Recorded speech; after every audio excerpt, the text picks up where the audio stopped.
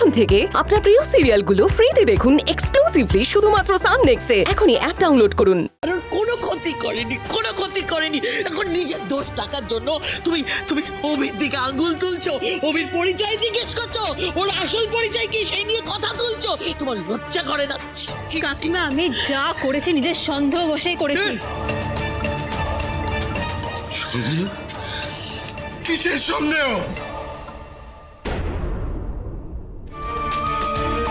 অভিদা, এবার সত্যিটা স্বীকার করে নিন। আপনি নার্সিং হোমে নিশাকে খুন করতে গেছিলেন তো? আবার মন গড়া গল্প শুরু করেছে, আবার শুরু করেছে। বললাম না আমি আমার সন্দেহ থেকে জিজ্ঞেস করছি। আমার সন্দেহটা যথেষ্ট যুক্তিযুক্ত। কিসের যুক্তি? তুমি এত বড় একটা কথা বলে দিলে যে আমি নিশাকে খুন। কি প্রমাণ আছে তোমার কাছে?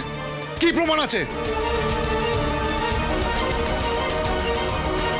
মঞ্জু,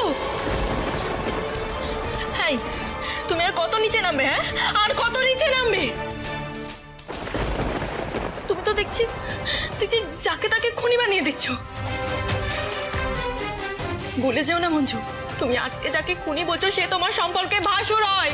বৌদি, না জেনে কোনো কথা বলো না। আমার সন্দেহের ওপর আমার কোনো সন্দেহ হয় না। এই লোকটা যদি অর্জুনের দাদা না হয়ে থাকে তাহলে মাথায় রেখো উনি কিন্তু তোমার স্বামী নয়।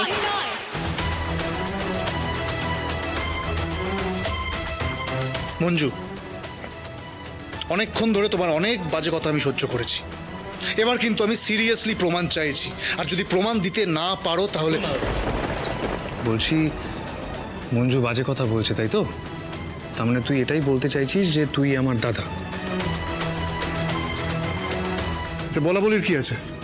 বেশ, তার মানে তুই মানছিস তুই আমার দাদা। তাহলে কয়েকটা প্রশ্নের উত্তর দে আমায়, আমরা সবাই মেনে যাবো। ছোটবেলায় আমাদের বাবা মানে ওই মাধব দে আমাদেরকে একবার প্রচুর মেরেছিল, মানে জীবনে একবারই আমাদের গায়ে হাত তুলেছে।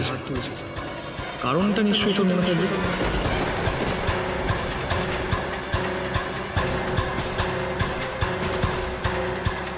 আচ্ছা বেশ, আমি তোকে আরেকটা প্রশ্ন করছি।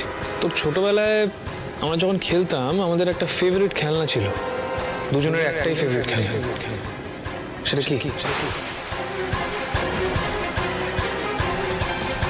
কিরে?